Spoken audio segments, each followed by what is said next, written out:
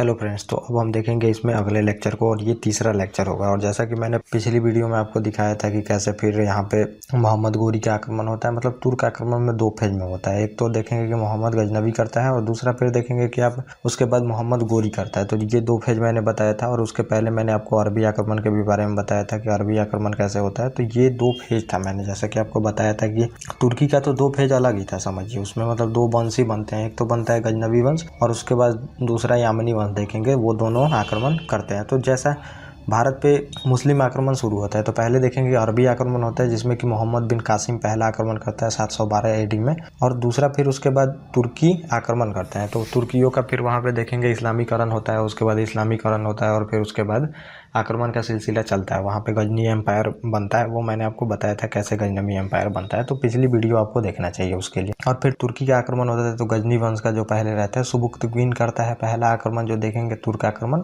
986 AD में, और दूसरा देखते हैं मोहम्मद गजनवी करता है। फिर ये जो वंश रहता है गजनी वंश, इसकी समाप्ति हो जाती है और यामनी या फिर जो गोरी वंश आप बोलते हैं उसका मोहम्मद बिन गोरी रहता है, दूसरा वंश आता है वहाँ पे। और 1175 में फिर ये आक्रमण करता है और फिर दिल्ली सल्तनत की स्थापना यहाँ पे होती है। कुतुबुद्दीन ऐबक जो इसका गुलाम रहता है वो दिल्ली सल्तनत की स्थापना करता है। तो ये यहाँ तक मैंने आपको बताया था। तो फिर इसमें यही होता है, मतलब कि यहाँ पे आप देख रहे हैं कि तराइन का प्रथम युद्ध होता है और तराइन का द्वितीय युद्ध होता है। इसके बाद आप देखेंगे कि जो चौहान वंश रहता है वो उसकी समाप्ति होती है और फिर यहाँ पे मुस्लिम सत्ता स्थापित हो जाती है। ये मैंने आपको बताया था। और अरबी द्वारा आक्रमण के कारण क्या थे, मतलब अरबी और तुर्की में भी वही कारण है, कारण सेम ही रहते हैं, ये मैंने बताया था। और फिर इसका प्रभाव भी मैंने आपको बताया था, जो अरबी और तुर्की आक्रमण होते हैं तो उसका प्रभाव क्या होता है, तो ये पिछली वीडियो में और उसके पिछली वीडियो में अरबी के बारे में मैंने आपको बताया था। तो अब हमें यही देखना है कि जो राजपूत राजवंश रहती हैं इनकी समाप्ति कैसे हो जाती है। आप देखेंगे कि 700 ईस्वी से इनका शासनकाल चलते रहता है और आप देखेंगे कि यहाँ पे 1100 मतलब कि समझिए 94 तक जब चंदावर का युद्ध होता है, उसके बाद जयचंद भी हार जाता है, तब तक राजपूतों का ही शासनकाल चलते रहता है। तो फिर मतलब इतने बड़े साम्राज्य का, चाहे जो भारतीय कॉन्टिनेंट पे ये राज करते रहते हैं राजपूत, इनका समाप्ति क्यों हो जाता है ओवरऑल हम देखेंगे इसमें, और क्यों फिर मुस्लिम सत्ता स्थापित होती है ये इसमें मैं आपको बताऊंगा। और फिर हम देखेंगे दिल्ली सल्तनत के बारे में, और इसमें मैं आपको पहले तो एक बार ओवरऑल जो दिल्ली सल्तनत है उसके बारे में बताऊंगा, कितने वंश चलेंगे और उसमें कौन कौन से शासक आएंगे, ये यहाँ पे मैं आपको दिखाऊंगा। और फिर इसमें मैप भी आपको दिखाऊंगा मैं कि कैसे कैसे एक्सटेंड होता है। और फिर हम इसको देखेंगे एक एक जो राजवंश है और फिर उसके जो शासक होंगे उनके बारे में जो भी इंपॉर्टेंट चीज़ें हैं वो मैं आपको बताऊंगा इसमें। तो अब हम देख लेते हैं अपने डिक्लाइन ऑफ राजपूत के बारे में। तो समझिए कि मतलब राजपूत उस टाइम की सबसे मतलब लड़ाकू ट्राइब थी। जैसे कि आप टर्की ट्राइब को देखेंगे तो टर्की ट्राइब भी आप देखेंगे यहाँ पे रहती है। यहाँ पे जो चीन वाला इलाका है तो उसके उत्तर पश्चिमी इलाके में टर्की ट्राइब रहती है और फिर इनका इस्लामीकरण होता है। उसके बाद आप देखेंगे कि फिर इनका आक्रमण यहाँ पे शुरू होता है। और फिर यहाँ पे राजपूत भी देखेंगे तो यहाँ पे लड़ाकू क्लैन यहाँ पे रहते हैं, समझिए, मतलब राजस्थान वाले इलाकों में। और फिर वहीं पे चौहान वंश मतलब समझिए हैं, और वहीं से फिर युद्ध शुरू होगा दोनों ट्राइब में, और दोनों लड़ाकू ही रहते हैं और राजपूत बहुत ही वीर रहते हैं। तो ये जो टर्की आते हैं तो समझिए इनको तो साम दंड कुछ भी मतलब हो उसमें इनको जीतना है, बस युद्ध से मतलब रहता है। लेकिन जो राजपूत रहते हैं तो वो मतलब बहुत ही युद्ध बैटल में नैतिकता का पालन करते हैं, जो चीजें युद्ध में होनी चाहिए वही चीजें फॉलो करते हैं। बाद में देखेंगे कि जो मोहम्मद गौरी रहता है वो रात में आक्रमण कर देता है, रात में आक्रमण करके इनके बहुत सारे सैनिकों को,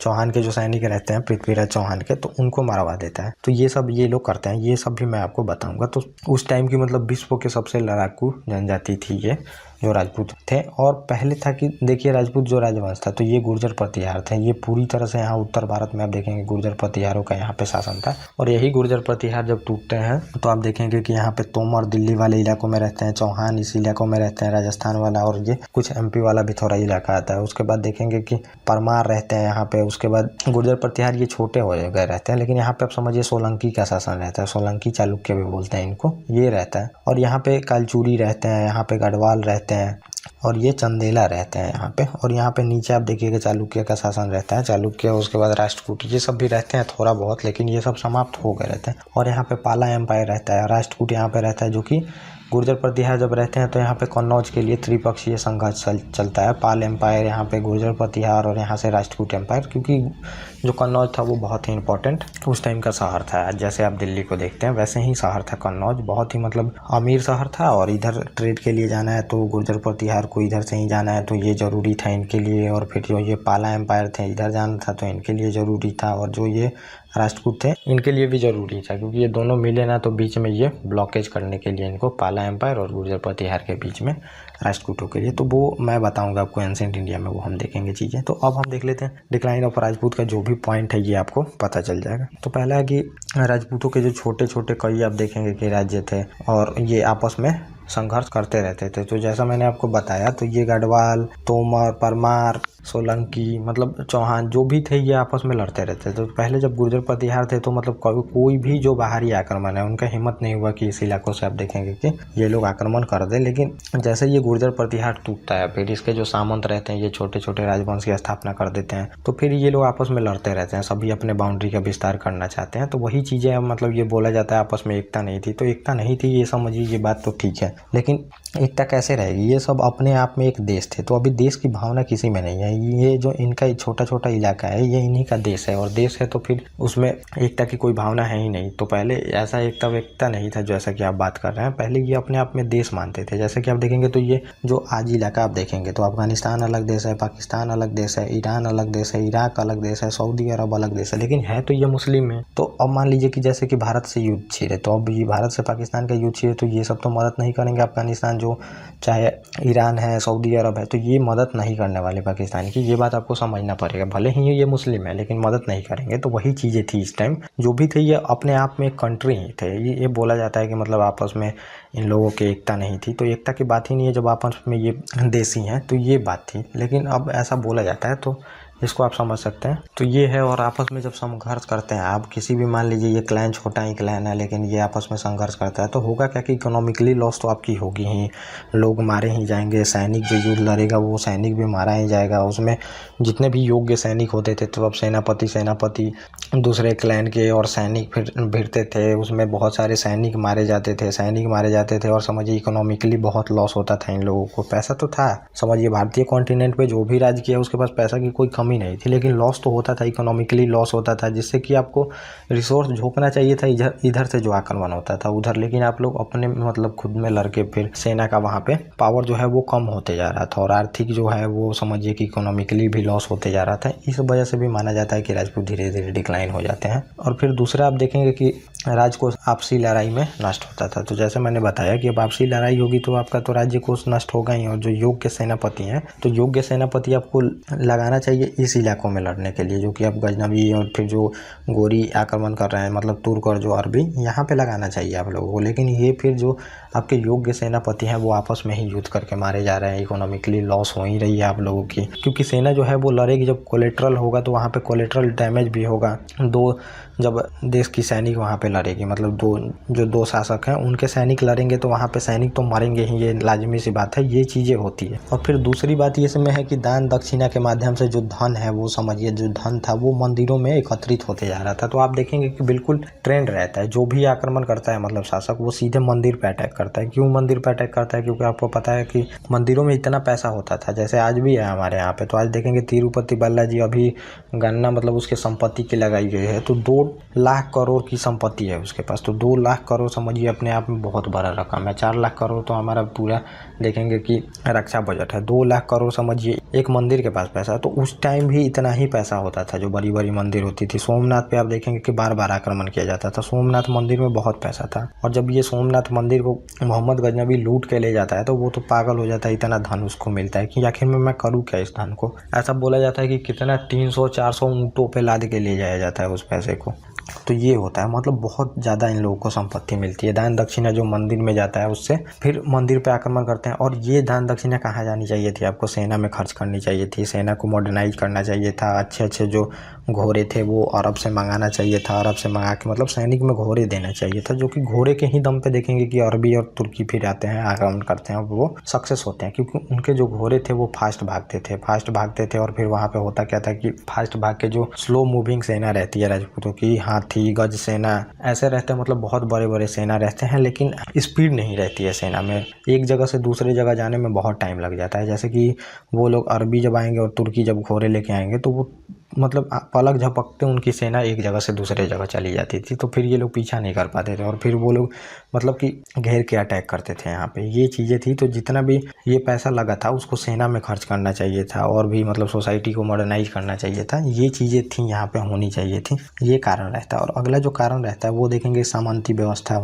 रहती है और वास्तविक जो शक्ति रहती है वो सामंत के हाथों में रहती है, तो इससे भी मतलब डैमेज होता है। तो जैसे मान लीजिए कि ये साम्राज्य है, ये सेंटर है और फिर छोटे छोटे इलाकों में इसको बांट दिया गया है शासन चलाने के लिए, और ये यहाँ पे किसको बैठाया गया है, ये सामंत है, सामंत को यहाँ पे बैठाया गया और इनको क्या करना है कि सैनिकों को मेंटेन करना है यहाँ पे कुछ सैनिक को, और फिर यहाँ से पैसे टैक्स वसूल के इनको मेंटेन करना है और जो पैसा बचे फिर इनको यहाँ पे सेंटर को देना है। तो ये चीज़ें रहती हैं और सैनिकों को अब मेंटेन करना है, तो ये रहता है अपना, ये कुछ सैनिक मेंटेन करते हैं सभी और फिर युद्ध में ये लोग अपना सैनिक ले जाके सेंटर को देते हैं और फिर युद्ध होती है। तो यही व्यवस्था रहती है और सामंती व्यवस्था में समझिए मतलब कम्युनिकेशन गैप बहुत ज़्यादा हो जाता है। अब ये सामंत और ये सामंत में कम्युनिकेशन गैप हो जाएगा कि कौन सा सैनिक क्या करेगा, सैनिकों में मतलब कम्युनिकेशन नहीं रहेगा तो फिर वो युद्ध में आपको पता चलेगा। और दूसरा बात है कि ये सामंत अपने आप में ही मतलब समझिए कि हमेशा चक्कर में रहते हैं कि हम ही मतलब पूरी तरह से पावरफुल बन जाए और पूरे तरह से इसको राज्य को कंट्रोल करें, और ये लोग आपस में ही भिड़ते रहते हैं, आपस में लड़ते रहते हैं, आपस में मतलब कि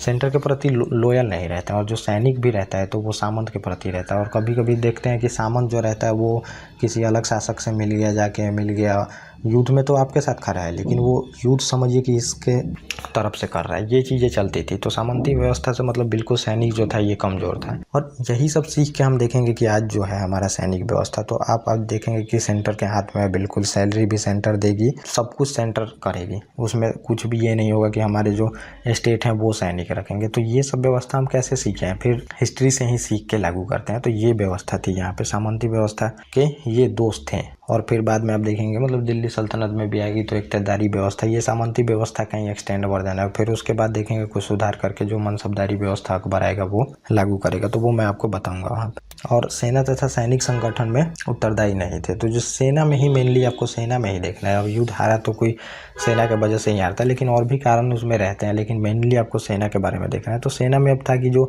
गज सेना थी, हाथी सेना थी, युद्ध में हाथी जो थे ये बिगड़ जाते थे। अब जैसे तीर वीर लगा उनको, भाले जो थे वो लगता था तो सैनिक बिगड़ जाते थे। जैसे कि बाबर आएगा तो आप देखेंगे जब वो तोप को चलाना शुरू करता है, बारूद का जो तोप रहता है, तो फिर इनका जो हाथी वाली सेना रहती है वो समझिए कि पीछे मुड़ के बिगड़ जाती है, मतलब वो बारूद का आवाज़ सुन के जो कि ब्लास्ट होता है। और जो इसका सैनिक रहता है इब्राहिम लोदी का, फिर वहाँ पे हारना पड़ता है इन लोगों को, ये रहता है। और यहाँ पे यही चीज़ होती है, बार बार सेना मतलब हाथी रहती है वो बिगड़ जाती है और फिर सैनिकों को उससे नुकसान हो जाता है। और दूसरी बात ये आप देखेंगे कि इसमें विशेष प्रकार के सैनिक नहीं रखते हैं लोग, और सैनिक का काम आप देखेंगे कि सेनापति काम कौन करता था, राजा ही करता था। जो अब मान लीजिए चौहान है तो वही सेनापति का भी काम करते थे, युद्ध में वही उतरेंगे और लड़ाई करेंगे। लेकिन अब देखेंगे जब मोहम्मद गजनवी आता है तो उसके बहुत सारे सेनापति रहते हैं, और फिर आप देखेंगे मोहम्मद गोरी आता है तो उसके कुतुबुद्दीन ऐबक, उसके बाद बख्तियार खिलजी, बहुत मतलब उसके सेनापति रहते हैं, कुबाचा, बहुत तरह के मतलब सेनापति रहते हैं। लेकिन यहाँ पे आप किसी भी सेनापति का नाम नहीं सुनेंगे राजपूतों में। सेनापति का काम समझिए कि मेनली काम करता है वो वहाँ पे जो राजा रहता है वही काम करता है, इंपॉर्टेंट इसमें रहता है, सेनापति नहीं रहते हैं। और दूसरी बात है कि अब राजा सेनापति का काम करेगा। एक बार राजा मतलब समझिए कि युद्ध में अगर उसको कुछ हो गया या फिर घायल हो गया तो वहाँ पे सेना में हड़कंप मच जाता था, हड़कंप मचता था तो फिर वहाँ पे सेना को पकड़ के मतलब कत्लेआम कर दिया जाता था, ये चीज़ें चलती थी। और दूसरी बात ये है कि विशेष प्रकार के सैनिक नहीं रखे थे, जो कि आप स्पेशल फोर्स देखेंगे। आज भी हमारे सैनिक बहुत तरह के स्पेशल फोर्स हैं, पारा SF commando, cobra commando, marine commando, बहुत तरह के कमांडो हैं, लेकिन ये सब व्यवस्था नहीं थी। और ये सब कमांडो कब उतारा जाता है, जब हमें लगता है कि युद्ध में अब हमारी हार है, तो ये सेना वो लोग रखे थे जो मुस्लिम थे, वो उस स्पेशल फोर्स को तभी उतारते थे समझिए कि जब उनकी हार पक्की होती थी, तब उतार के फिर वहाँ पे युद्ध वो पक्का जिता के ले जाते थे वहाँ पे, ये चीज़ें चलती थी। लेकिन हमारे यहाँ पे स्पेशल सेना थी नहीं, स्पेशल सेना तो अलग की बात है, कम्युनिकेशन गैप ही इतना था सेना में कि मत बोली। और हम जो थी वो परंपरागत युद्ध का इस्तेमाल करते थे, जैसे कि पूरी तरह से हम अपने सेना को एक लाइन में ऐसे खड़े कर दिए, यहाँ पे हाथी आगे रहेगी, घोड़े रहेंगे, यहाँ पे तीर कमान वाले बीच में रहेंगे, ऐसे था। मतलब एक ही जगह सैनिक को, लेकिन वो क्या कर देते कि कुछ सैनिक को पहले भेज दिए इधर से, कुछ सैनिक को छिपा दिए इधर में, कुछ सैनिक को वो पीछे से भेज दिए हैं छिपा के। और यहाँ पे छोटी सेना आपको दिखा रहे हैं। आपको लग रहा है कि हमारे मतलब बड़ी सेना से वो थोड़े ही जीत सकते हैं। जब युद्ध होने लगता है तो भाग जाते हैं। फिर यहाँ से जब आप आगे बढ़ रहे हैं उसको फिर पीछा करते हुए, तो इनकी सेना पीछे से अटैक कर दे, इधर से कर दे, इधर से कर दे, और ये भी सेना जो आगे भाग रही है वो मुड़ के फिर अटैक कर दे, और फिर सेना में अफरा तफरी मच जाता था। और मच जाता था तो फिर वहाँ पे हरा देते थे लोग। ऐसी व्यवस्था चलती थी वहाँ पे, ये थी। और अगला जो कारण है आप देखेंगे कि राजपूत जो थे ये धर्म युद्ध करते थे, भागते हुए शत्रुओं का पीछा नहीं करते थे, फिर शरण में आए जो अभिवादन करना, घायल शत्रुओं को मारना नहीं, मतलब ये इस तरफ के मतलब पूरी तरह से नैतिकता से युद्ध करते थे, जो कि अरबी तुर्की ऐसा कुछ नहीं करते थे। अब ये जो बोलेंगे रात को हम युद्ध नहीं करेंगे सूर्य डूबने के बाद, जैसे कि आप महाभारत में भी देखेंगे कि एक बार जब सूर्य डूबता है उसके बाद युद्ध नहीं किया जा सकता, वो सब चीज़ें हमारे परंपरा में चली आ रही थी। और फिर ये जो शत्रु थे तो मोहम्मद गोरी था, उसको पहले युद्ध में मार देना चाहिए था, नहीं तो फिर इतिहास मतलब जो रहता वो दूसरा ही रहता। लेकिन फिर ये उसको चले जाने देते हैं, जो शरण में आ जाता है लोग उसको ये लोग छोड़ देते हैं, माफ़ कर देते हैं। लेकिन वहाँ पे मार देना चाहिए जो भी शरण में है। घायल जो शत्रु रहता है उसका फिर ये लोग इलाज भी कराते हैं वहाँ पे, सैनिकों को उठा के जो उसके सैनिक रहते हैं। पूरी तरह से नैतिकता के साथ ये लोग युद्ध करते हैं। और युद्ध में वीर गति को प्राप्त करना अपना मतलब सौभाग्य माना जाता है वहाँ पे, कि ऐसा कहानी रहता है कि 17 साल 18 साल से ज़्यादा उम्र तक फिर राजपूत को जीना ही क्या जीना वो रहता है, ये कुछ रहता है। लेकिन उन लोगों का ये मोटिव नहीं रहता। उन लोगों का रहता है कि हमें बस युद्ध जीतना है, कैसे भी जीतना है। और यहाँ पे राजपूत आप देखेंगे निहत्था जब हो जाएगा सैनिक तो उस पर वार नहीं करेंगे, युद्ध से भागेंगे नहीं, कायरता नहीं दिखाएंगे, छल कपट नहीं करेंगे। लेकिन वो सारी चीज़ों को मतलब भूल के बस उनका एक ही मोटिव रहता है कि युद्ध हमें जीतना ही है कैसे भी। अब और राजपूतों का युद्ध देखेंगे मतलब युद्ध के मैदान तक होता था, लेकिन जब वो युद्ध जीतते थे तो औरतों के साथ वहाँ पे गलत व्यवहार करना, सैनिकों को मरवाना, बच्चों को कटवाना, ये सब चीज़ें चलती थी। लेकिन राजपूतों में ये सब चीज़ें नहीं थी वहाँ। और वो धार्मिक जोश से अपने भरे हुए ही थे, मतलब धर्म फैलाना है, इतना इस्लाम को धार्मिक जोश से ही फैलाया जाता है। यहाँ पे देवी देवताओं की पूजा की जाती है, बहुत सारी देवी देवताएं रहती है और मंदिरें रहती हैं, तो उससे वो लोग चिढ़ते थे। और वो लोग बस एक अल्लाह को मानते थे और एक अल्लाह के ही नाम पे होता था। सभी धार्मिक जोश से परे होते थे। उनको मतलब लगता था अगर हम शहीद हुए तो वो अल्लाह के लिए शहीद हो गए धर्म फैलाने में। और जो खम्स के तहत उनको पैसा बांटा जाता था, तो 80% जो भी धन लूटा जाता था तो वो सैनिकों में बांट दिया जाता था। तो पैसा भी मिल रहा है, अगर आप शहीद भी हुए तो कोई गलत नहीं है उसमें, आप अल्लाह के लिए शहीद हो गए। ये चीज़ें दो लेके आते हैं, मतलब दोनों तरफ उनको ये बताया जाता है दोनों तरफ ही तुम्हारी जीत है। ये राजा जो रहता है अपना मोटिव को फुलफिल करने के लिए सैनिकों में ये सब चीज़ें भरता है। और इसमें आप देखेंगे बौद्ध धर्म और जैन धर्म का भी प्रभाव रहता है हमारे पे। अहिंसावादी हो चुका रहता है समाज सिद्धांत, जैसा कि बौद्ध धर्म और जैन धर्म, इसी का प्रभाव धीरे धीरे देखते हैं कि अशोक पे बढ़ता है। और अशोक के बाद ऐसा कोई भी शासक ही नहीं आता है जो कि सैनिक को मेंटेन रख सके, मतलब पूरी तरह से अहिंसावादी में चले जाते हैं। तो शासक को अहिंसावादी नहीं बनना है, जो भी राजा रहेगा वो अहिंसावादी बनेगा तो फिर समझिए कि वहाँ पे साम्राज्य डिक्लाइन होगा। अब एक आप अहिंसावादी बन रहे हैं और पूरी तरह से देख रहे हैं दुनिया में साम्राज्य विस्तार हो रहा है, तो वहाँ पे दिक्कतों का सामना करना पड़ सकता है। जैसा कि हमने आज़ादी के बाद आप देखें कि मतलब सैनिक वैनिक पे उतना ध्यान नहीं दिया। हम सोचे अब हमें युद्ध करना है, किससे है युद्ध नहीं करना। उसके बाद देखते हैं कि चाइना अटैक कर देता है और वहाँ पे हमें हारना पड़ता है। यही सब चीज़ें थी, हमने सोचा ही नहीं कि युद्ध हो सकता है। वही चीज़ें इस टाइम भी थी हमारे ऊपर, मतलब बौद्ध धर्म जैन धर्म, इसका बहुत ज़्यादा प्रभाव था समाज पे। और इसी के वजह से आप देखेंगे जो मौर्य साम्राज्य, इतना बड़ा साम्राज्य रहता है वो धीरे धीरे डिक्लाइन हो जाता है। उसी टाइम आप देखेंगे बौद्ध धर्म जैन धर्म को इतना बढ़ावा दिया जाता है, मतलब पूरी तरह से जो पब्लिक रहती है अहिंसावादी हो जाती है वहाँ पे। तो आप देख रहे हैं राजा भी अहिंसावादी हो जा रहा है, तो इस वजह से फिर वहाँ पे इतना बड़ा साम्राज्य डिक्लाइन हो जाता है। और ये प्रभाव हमारे मतलब समाज में थी, और इसी वजह से हम देख रहे हैं अहिंसा का पालन करते हैं। जो शासक भी रहते हैं अहिंसा का पालन करते हैं। जो भी क्षमा मांगता है, चाहे वो कितना भी आपका नुकसान पहुंचा चुका हो, हम उसको क्षमा कर देते थे। ये सब चीज़ें समाज पे थी प्रभाव। और सुबुक्तगीन, मोहम्मद गजनबी, मोहम्मद गोरी, कुतुबुद्दीन ऐबक, ये बहुत ही मतलब कि उत्तम किस्म के जो थे ये सेना नायक थे। मतलब इनका नाम आप देखिएगा। और ये सेना नायक थे और हमेशा युद्ध में लगे रहते थे, कंटिन्यू युद्ध करते थे। हार भी गए तो भाग गए, भाग के फिर से आए।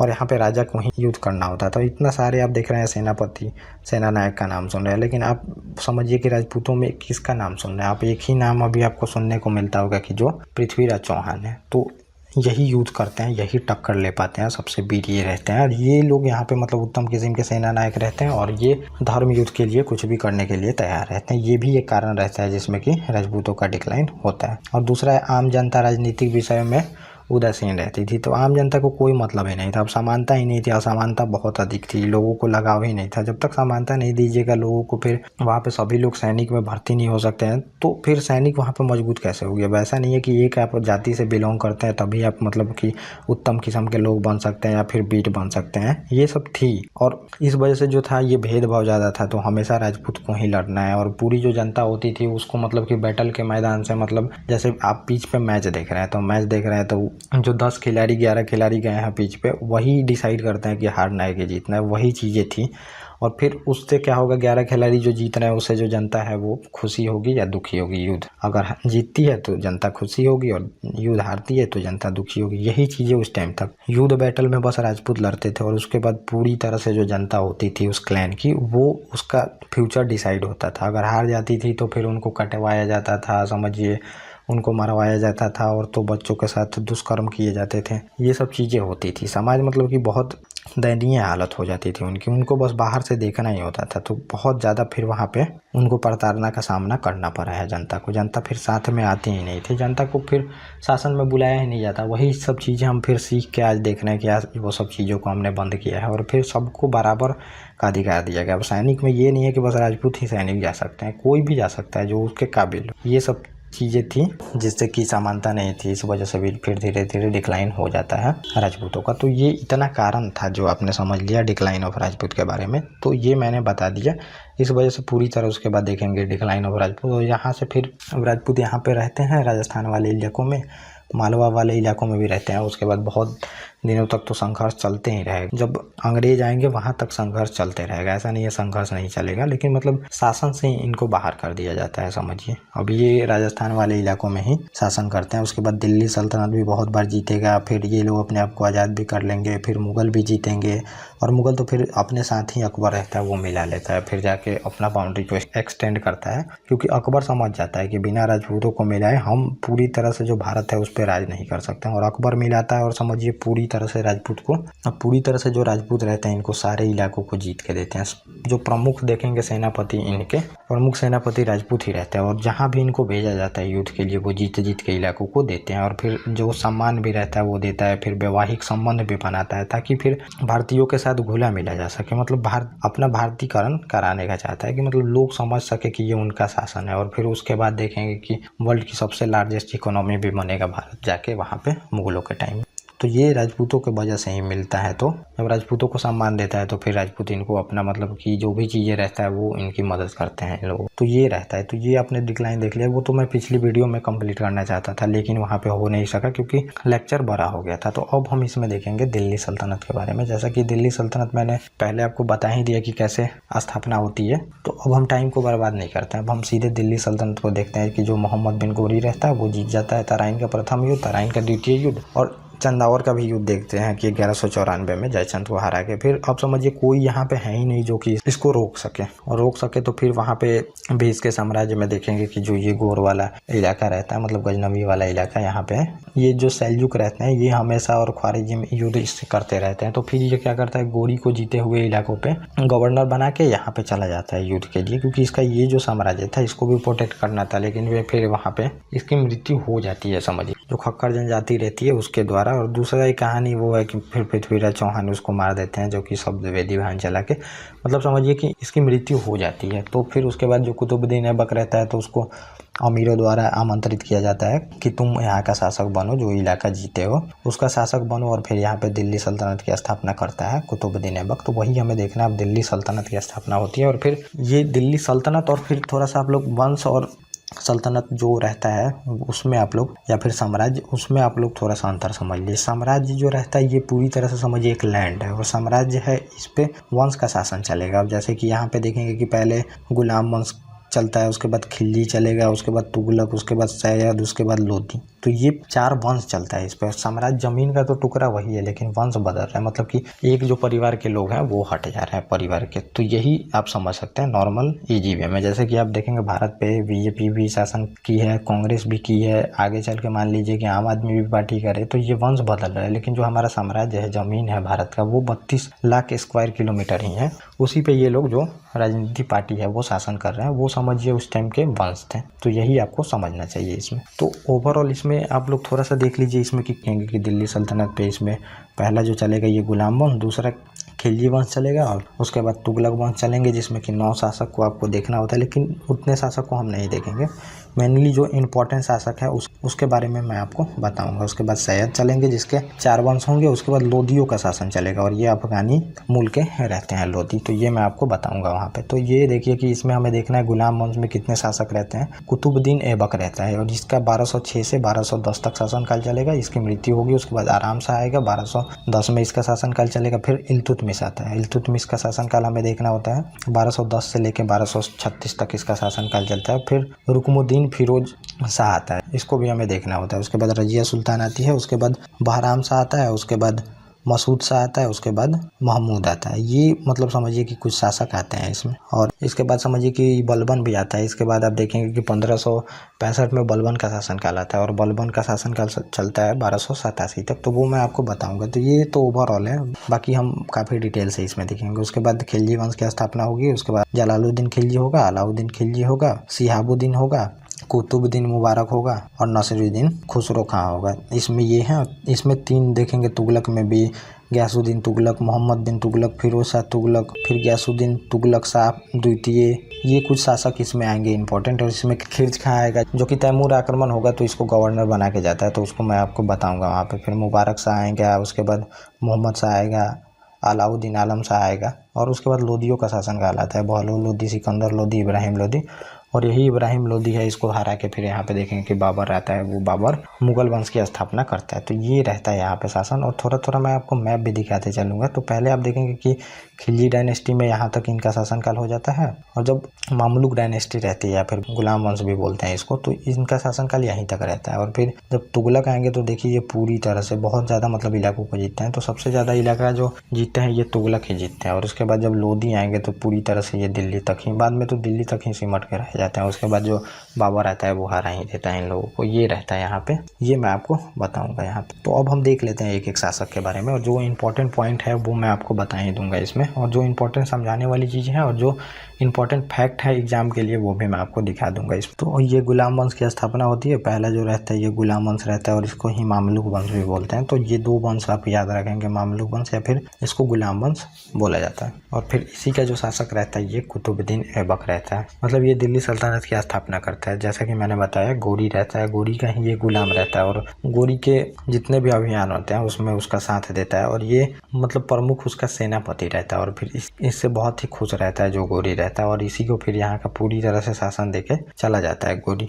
और इसका जो शासनकाल आप देखेंगे 1206 से लेके 1210 तक चलता है इसका शासनकाल। और ये रहता है कि जो गोरी रहता है तो अब गुलाम है, तो गुलाम रहता है तो उसको मतलब खरीदा जाता है, तो एग्रीमेंट होता है गुलामों से कि मतलब हम तुम्हें खरीदते हैं, इतना पैसा पे करते हैं। तो फिर जो कुतुबुद्दीन ऐबक रहता है इसको फिर गोरी अपने मतलब जो भाई रहता है गयासुद्दीन, उससे इसको दास्ता से मुक्ति दिला देता है। मतलब कि दास अब तुम नहीं हो, मुक्ति पत्र दिला देता है। उसमें मुक्ति पत्र देना पड़ता है कि अब जो तुम दास हो वो दास नहीं हो, तो वो पहले ही दिला चुका होता है क्योंकि ये बहुत सारी मतलब चीज़ें करता है। और यह एक तुर्क रहता है और यह पहले अजीज जो कूफी रहते हैं वो खरीदे रहते हैं और बाद में फिर इसको गोरी खरीद लेता है। और यह जो था ये गोरी का सबसे भरोसेमंद था, जैसा कि मैंने बताया सबसे भरोसेमंद इसका था और इसी वजह से इसको फिर दे के चला जाता है। और संपूर्ण जो उत्तर भारत का क्षेत्र जीता रहता है मोहम्मद गोरी, वो इसी को दे के चला जाता है वहाँ पे और दे के चला जाता है। तो फिर यहाँ पे पहले तो ये स्थापना नहीं करता है, उसके बाद जैसे वो वहाँ पे मृत्यु होती है फिर अमीरों द्वारा इसको बोला जाता है कि तुम यहाँ का शासक बन जाओ, तो फिर ये जाके अमीर के कहने पे शासक बनता है। लेकिन ये कभी भी सुल्तान की उपाधि नहीं धारण करता है और ना अपने नाम का खुतबा पढ़वाता है। तो खुतबा आप समझते हैं जैसे कि खुतबा में मतलब जो शासक होते हैं उसके बारे में बताया जाता है, उसके बारे में बड़ाई मतलब कि जो भी अच्छी चीज़ें होती हैं वो बताई जाती हैं, उसको खुतबा पढ़वाना बोलते हैं। तो ये भी नहीं पढ़वाता है अपने बारे में। और दिल्ली सल्तनत का संस्थापक इसको माना जाता है और समझिए लाहौर में पहले राजधानी बनाता है। तो दिल्ली में ये लोग पहले नहीं जाते हैं। दिल्ली सल्तनत की स्थापना तो हो गई लेकिन राजधानी अभी लाहौर में है। और ये जो रहता है तो ये पहले जो अब साम्राज्य विस्तार करना है तो ये सेना के दम पे तो कर नहीं सकता। अभी तो ये कैसे कैसे आए हैं समझिए, यहाँ पे स्टेबल हुए ही गए हैं। अभी तो इनको डर ही रहता है कि कोई आके जो शासक है वो उखाड़ के फेंक ना दे और फिर हमें वहाँ पे गजनी वाले इलाकों में जाना पड़े। तो ये अपने जो साम्राज्य का विस्तार है तो अभी युद्ध करके नहीं कर रहा है, वैवाहिक संबंध बनाएगा। और जो गोरी के और भी तो मतलब समझिए कि सेनापति रहता है, मतलब कि उसके जो गुलाम रहते हैं और भी रहते हैं, उसमें एल्दौज रहता है, उसकी पुत्री से क्या करता है कि विवाह कर लेता है। और बाद में करता है कि जो इसकी बहन रहती है उसका शादी कुबाचा से कर देता है, क्योंकि जो कुबाचा और एल्दौज आप देखेंगे इसके प्रमुख प्रतिद्वंदी रहते हैं। क्योंकि अब जो गोरी जीत के गया है तो वो भी तो उसके गुलाम है और सेनापति है, लेकिन पूरी तरह से शासन किसको मिल गया है? कुतुबुद्दीन ऐबक को। और उसके मरने के बाद ऐसा है नहीं कि वो किसी के प्रति लोअर रैंक है, उसको भी चाहिए शासन करने के लिए। और दोनों में फिर मतलब समझिए कि प्रतिद्वंदी रहते हैं, हमेशा लड़ाई का वो सोचते रहते हैं। और यही अपनी मतलब एक पुत्री भी रहती है इसकी, इस पुत्री का फिर विवाह जो तुर्क एक दास ही रहता है इल्तुतमिश से कर देता है, जो कि आगे शासक बनेगा वो मैं आपको बताऊंगा। तो पहली शादी आप देख रहे हैं कि पुत्री से शादी कर देता है एल्दौज की, और फिर जो बहन रहती है उसकी शादी कर देता है कुबाचा से, और जो दूसरी पुत्री इसकी रहती है उसको अपने दास ही रहता है इसका इल्तुतमिश से कर देता है। तो वैवाहिक संबंध ये लोग मतलब कि वहाँ पे ऐसा था, दास जो रहते थे वो ऊंचे पोस्ट पे देख रहे हैं कि सैनिक सेनापति के पद पे भी चले जाते थे, और फिर उसको खुश होकर सुल्तान अपनी पुत्री का शादी भी कर देता है, क्योंकि जो सक्षम है वहाँ पे कुछ भी बन सकता है, ये व्यवस्था रहती है वहाँ पे। और जो एल्दौज रहता है तो ये लाहौर वाले इलाकों में रहता है, और ऐबक और जो कुतुबुद्दीन ऐबक एल्दौज के ही वजह से देख रहे हैं कि लाहौर वाले इलाकों में रहता है, अभी दिल्ली नहीं आता है, डर के मारे ही नहीं आता है। और नसरुद्दीन जो कुबाचा रहता है वो बहन की शादी इससे करा देता है। मैं ये बता ही दिया आपको, मतलब दोनों लोगों को वैवाहिक संबंध बना के अब जो इलाकों पे वो शासन कर रहा है उनको अपने साम्राज्य में मिलाने का कोशिश कर रहा है, चाहे वहाँ से थ्रेट ना हो सके इसको, मतलब वहाँ से युद्ध का न्योता ना मिले, क्योंकि जो वैवाहिक संबंध बन जाएगा तो फिर युद्ध का खतरा कम हो जाता है, जैसा कि अकबर भी करेगा। युद्ध कम हो वहाँ पे राजपूतों से तो वैवाहिक संबंध बनाता है वहाँ पे, और खुद अपने जो राजघराने के लोग होते हैं उनको शादी के लिए बोलता है और शादी कराता भी है। और ना इसने कभी अपने नाम का सिक्का चलवाया, ना ही सुल्तान की उपाधि धारण की। तो अभी ये सिक्का चलवा ही नहीं सकते थे वहाँ पे, क्योंकि क्या चलवाइएगा, शासन आपका स्थापित ही नहीं है तो कोई आपके सिक्के का यूज ही नहीं करेगा। तो ये सिक्का भी नहीं चलवाता और सुल्तान की भी उपाधि नहीं धारण करता है। सुल्तान मतलब कि समझिए कि ये उपाधि इस वजह से नहीं धारण करता क्योंकि अभी ये डरा डरा रहता है, और फिर वहाँ पे ये अपने आप को उस लायक भी नहीं समझता है कि ये सुल्तान बन सके, क्योंकि ये गुलाम रहता है, इस वजह से माना जाता है। लेकिन बाद में आप देखेंगे कि इल्तुतमिश जो रहेगा ये सुल्तान की उपाधि भी धारण करेगा, सिक्का भी चलवाएगा, और इस शासन का संचालन लाहौर से ही किया और लाहौर को ही राजधानी बनाया। तो अभी शुरू में ये दिल्ली नहीं आता है, इसको डर रहता है जैसा कि फिर कोई दूसरा आक्रमण करके हमें भेज ना दे गजनी वाले इलाकों में। और जो मोहम्मद गोरी के सेनापति रहते हैं वो खुद ही इसके मतलब पीछे पड़े रहते हैं, उसके डर से भी ये यहाँ पे नहीं आता है। और इसके जो सेनापति रहता है और इसका भी गुलाम रहता है बख्तियार खिलजी, जो कि नालंदा विश्वविद्यालय को गिराता है और वहाँ पे जितनी भी बुक रहती है उसमें आग लगा देता है, और लगभग महीनों दिन तक आग जलते रह जाती है, पूरी तरह से उसको नष्ट कर देता है बख्तियार खिलजी। और बंगाल वाले इलाकों को वही जीतता है। जैसा कि मैंने बताया गुलाम वंश आता है तो इधर वाले इलाकों तक तो इनका शासन हो ही चुका है, यहाँ पे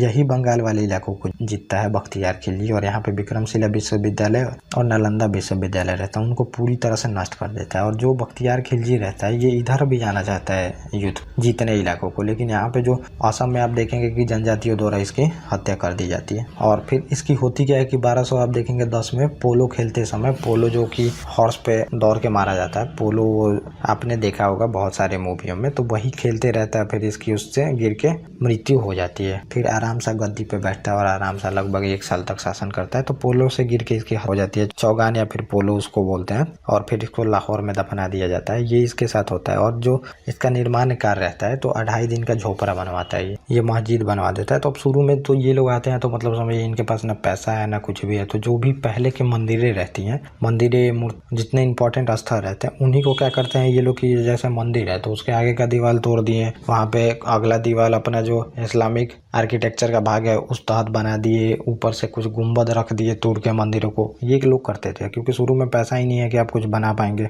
और ये अजमेर शहर में बनवाता है, ये लोग अजमेर शहर में बनवा के बाद में कुतुबुद्दीन ऐबक भी इसमें काम कराता है, और वो भी थोड़ा आगे बढ़ाता है इसको, मतलब कि कुछ काम इसमें कराता है। और ये ऐसा माना जाता है कि जो संस्कृत विश्वविद्यालय रहता है और इसी को फिर ये लोग वहाँ पे नष्ट करके ये 2.5 दिन का झोपड़ा बनवा देते हैं। ऐसा आप अगर जाके उसमें देखेंगे तो सीधे सीधे पता चलता है कि अगला दीवार को तुड़वा के वहाँ पे बस दीवार खड़ा करा दिया गया है।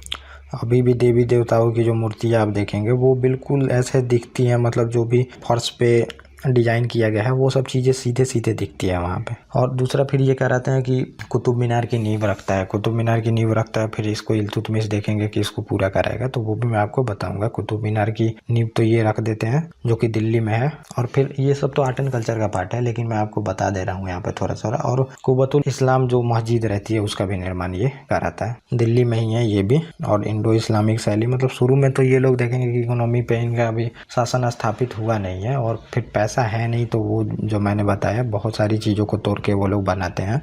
और ये तराइन का जो द्वितीय युद्ध होता है, जब उसमें पृथ्वीराज चौहान हारते हैं, उसके बाद बहुत सारी चीज़ों का ये लोग उसको दिखावा करने के लिए जनता पे यहाँ पे अब शासन तो करना ही था, तो ये सब चीज़ें करनी ही पड़ेंगी। ये सब के वजह से ये लोग फिर ये सब चीज़ें बनवाता है, क्योंकि मंदिर और जो मस्जिद होते हैं तो ये मतलब धर्म के सबसे इम्पोर्टेंट चीज़ है। अगर आपको शासन स्थापित करना है या फिर राजा को नाम बनाना है, ये सब चीज़ बननी चाहिए, तो ये सब चीज़ें बनती हैं। फिर उसको इल्तुतमिश जो रहता है ये भी इसमें काम कराता है। और जो फिर उसके बाद अलाउद्दीन खिलजी भी देखेंगे कि वो कुरान की आयतें लिखवाता है इस पे। तो ये कुछ इनके इम्पोर्टेंट कार्य रहते हैं जो ये कराता है। उसके बाद आराम सा शासक बनता है, और इसके नाम में ही आराम है, तो ये आराम ही करते रहता है। फिर इसको अयोग्य रहता है तो इसको हटा दिया जाता है। और फिर ऐबक का पुत्र रहता है आराम सब, फिर हटा के फिर इसको शहाबुद्दीन जो इल्तुतमिश रहता है इसका दामाद रहता है, और ये योग्य रहता है और ये बहुत सारी काम भी करता है, तो फिर इसको शासक बनाया जाता है यहाँ पे। तो ये अगला जो शासक बनता है 1211 से लेकर 1236 तक, तो ये इल्तुतमिश का आप शासन देखेंगे। और इल्तुतमिश जो रहता है ये दिल्ली सल्तनत का इसको वास्तविक संस्थापक माना जाता है। यहाँ पे वास्तविक संस्थापक रहता है, और इससे गुलामों का भी गुलाम कहा जाता है, क्योंकि देखेंगे कि कुतुबुद्दीन ऐबक है ये गोरी का गुलाम है, और ये फिर गोरी का गुलाम रहता है ये इल्तुतमिश, तो इसको गुलामों का गुलाम बोला जाता है। और ये ऐबक का दामाद रहता है, जैसा कि मैंने बताया योग्य सेनापति रहता है, तो फिर ये शादी करा देता है अपनी पुत्री का इससे। और जब सुल्तान बनने वाला था तो पहले ये बदायूं का इक्तदार रहता है। इक्तदार जब मैंने बताया सामंतवादी व्यवस्था जैसे ही थी, तो ये इक्तदार रहता है बदायूं का। और फिर होता है कि इल्तुतमिश जैसे सुल्तान बनता है तो इसके सामने कई कठिनाइयाँ आती है। जैसे राजपूत अभी भी पूरी तरह से राजपूतों को नहीं यहाँ पे हराया जा सका है, अपने अपने एरिया में वो अभी भी एक्टिव थे। और फिर कुबाचा अपनी शक्तियों को बढ़ा रहा था, जैसा कि मैंने बताया ये इल्तुतमिश को भी परेशान कर रहा था कुबाचा, और ये अभी भी अपनी शक्तियाँ बढ़ा रहा था और चाहता था कि मतलब दिल्ली पे अपना शासन स्थापित कर सके ये। और दिल्ली पे फिर होता क्या है कि मंगोलों का आक्रमण का भी भय रहता है, तो मंगोल भी इस टाइम आप देखेंगे कि बहुत ही पीक पे रहते हैं। अभी मंगोलों मतलब कि पूरी तरह से आप देखेंगे रसिया वसिया का इलाका जो भी है, चीन वीन सब टोटली जीत चुके हैं मंगोल वहाँ पे। और फिर ये खतरा बना रहता है और भारत ही बचा रहता है। तो अभी तो भारत पे आक्रमण नहीं करेगा, इसके बाद करेगा। तो जैसा कि मैं थोड़ा सा मैप दिखा दूँ आपको, तो ये मान लीजिए भारत है और इसके पूरे इलाकों पे यहाँ पे मंगोलों का शासन बन गया है। और लेकिन अभी मंगोल कहाँ थे, ये इधर से ऐसे फैलते आ रहे थे और इधर इनको जाने का रहता है। जब इधर तक पूरी तरह से फैल जाते हैं ये, तो अब इनको एक ही चीज़ दिखती है यहाँ पे घूम के फिर यहाँ पे भारत में आना। तो अभी तो इधर ये फैला रहे हैं, तो शुरू में अभी नहीं आते हैं, लेकिन फिर ये अब इधर आएंगे। तो मंगोलों का भी खतरा था, ऐसा समझ में आ गया था कि अब मंगोल इधर आएंगे, तो इसका भी खतरा था इसके पास। और फिर रहता है कि इन सबको दूर करने के लिए कई कदम उठाता है, तो ये मैं आपको कदम बताऊंगा। क्या करता है कि एलदौज को हरा देता है, युद्ध करता है, एलदौज से हरा देता है, एलदौज को भी हरा देता है, और कुबाचा जो रहता है इनको भी हरा देता है। अभी ये एक्टिव रहते हैं, कुतुबुद्दीन ऐबक तो मर चुका है, लेकिन ये लोग एक्टिव रहते हैं, तो उनको जो गोरी के दोनों ये गुलाम रहते हैं, एलदौज और ये कुबाचा, दोनों को हरा देता है। और फिर जो सिंध वाला इलाका है और जो मुल्तान वाला इलाका वो भी अपने अंडर में ले लेता है। अब यहाँ से समझिए कि साम्राज्य विस्तार चल रहा है। और दिल्ली के जितने भी अमीर रहते हैं, अमीर तो बहुत डोमिनेट करते हैं, देख रहे हैं अमीर ही कुतुबुद्दीन ऐबक को शासन बनाए हैं, और अमीर के कहने पे इन लोगों को काम करना पड़ता है। लेकिन अब क्या होगा कि धीरे धीरे अमीर जितने भी हैं उनके पावर को कंट्रोल किया जाएगा। और जो पहले वहाँ से उलेमा लोग रहते हैं, तो उलेमा जैसे कि मान लीजिए अभी ये मुस्लिम का ही शासन स्थापित है और वहाँ पे खलीफा बगदाद में बैठा रहता है, और फिर वहाँ से जो रहता है इन लोगों को हमेशा, और ये ऐसा नहीं है खलीफा बगदाद में, वो चेंज होते रहता है। जो साम्राज्य वहाँ पे पावरफुल होता है, जीतता है, वहाँ पे खलीफा अपना घोषित करता है, तो वो रहता है मुस्लिम। मतलब कि मुस्लिम जो समझिए कि यहाँ पे सेंटर रहता है। अब जैसे दिल्ली सल्तनत में सुल्तान है, सुल्तान सबसे ऊपर है, लेकिन उसके नीचे स्टेट भी तो है। वैसे ही समझिए जो मुस्लिमों का रहता है, तो मुस्लिमों का सबसे ऊपर कौन है, वहाँ पे खलीफा है, खलीफा। और ये जितने भी शासन चलेंगे तो ये खलीफा के अंडर में ही चलेंगे, जितने मुस्लिम शासक होंगे। तो यहाँ वाले इलाकों में भी तो समझिए कि दिल्ली वाले इलाकों में मुस्लिम शासन चल रहा है, तो इनको अब खलीफा से बार बार मान्यता लेनी पड़ेगी कि अब शासक यहाँ पे गवर्नर टाइप में आप समझ सकते हैं। यहाँ तो आप उसको सुल्तान बोल रहे हैं, लेकिन है ये खलीफा के अंडर में गवर्नर टाइप के। और जो भी यहाँ पे अब चेंज होगा तो उसको खलीफा से मान्यता लेनी पड़ेगी कि हाँ तुम अब शासन कर सकते हो, है ये मुस्लिमों के अंडर में ही शासन। तो ये रहता है। और खलीफाओं का फिर जो प्रतिनिधित्व कौन करते हैं यहाँ पे देखने के लिए भी तो कुछ होना चाहिए कि खलीफा जो मुस्लिम का शासन चल रहा है वो कैसा मुस्लिम कानून के अनुसार चल रहा है कि नहीं, और जो भी मुस्लिम में चीज़ें लिखी गई हैं कुरान में वो सब तहत चल रहा है कि नहीं, उसके लिए फिर उलेमा लोग रहते थे। उलेमा लोग चेक करते थे, देखते थे कि तुम धर्म कन्वर्ट करा रहे हो कि नहीं, जजिया कर लग रहा है कि नहीं सही से, ये सब चीज़ें देखने के लिए वो होते थे। तो फिर इनका भी प्रभाव बहुत ज़्यादा रहता है। उलेमा वर्ग रहता है, जो अमीर वर्ग रहता है, मतलब समझिए राजा का हाथ पूरी तरह से बंधा होता है, तो इनको भी कंट्रोल करता है धीरे धीरे। अमीरों का भी दमन करता है और यहाँ पे उलेमा जो वर्ग रहते हैं इन लोगों को भी कंट्रोल करने का ये सोचता है। और अगला है कि जो एल्दौज रहता है ये मुख्य विरोधी था। और तराइन के मैदान में, तो तराइन का प्रथम युद्ध, द्वितीय युद्ध तो सुन ही चुके हैं आप, लेकिन तराइन का एक तृतीय युद्ध होता है जिसमें एल्दौज को ये हरा देता है। एल्दौज को तराइन के तृतीय युद्ध में ये हरा देता है और बंगाल में जितने भी विद्रोही रहते हैं उनको दमन करता है। तो विद्रोह हमेशा होते रहते हैं और दिल्ली सल्तनत पर हमेशा देखेंगे कि विद्रोह होते रहेगा, क्योंकि जो जनता है अभी भी स्वीकार नहीं कर रही है मुस्लिम शासन को, और धीरे धीरे फिर यहाँ पे विद्रोह होते जाएगा। बाद में मुगलों टाइम में देखेंगे कि कम विद्रोह होगा, लेकिन वहाँ पे भी होगा विद्रोह, वो मैं आपको बताऊंगा। तो बंगाल के विद्रोह को भी दबाता है। और कुबाचा के लिए जो इल्तुतमिश ने दो तरफ से आक्रमण किया और भागते समय नदी में डूबकर कुबाचा की मृत्यु हो गई। तो जो कुबाचा रहता है इसको दो तरफ से आक्रमण करता है और फिर जब ये भाग रहा था तो फिर उसकी नदी में गिर के मृत्यु हो जाती है। तो मतलब जो भी अब थे ये स्टेबल हो रहा है धीरे धीरे दिल्ली सल्तनत। अब जितने भी ये सब लोग थे जो कि इसके शासन को उखाड़ फेंकना चाहते थे उनको ये समाप्त करता है। और जब इन लोगों की मृत्यु हो जाती है, समझिए कुबाचा, एल्दौज, तो फिर क्या करता है कि अब राजधानी को लाहौर से ये दिल्ली लाता है और दिल्ली में फिर राजधानी बनाता है और यहाँ से अब शासन करेगा ये।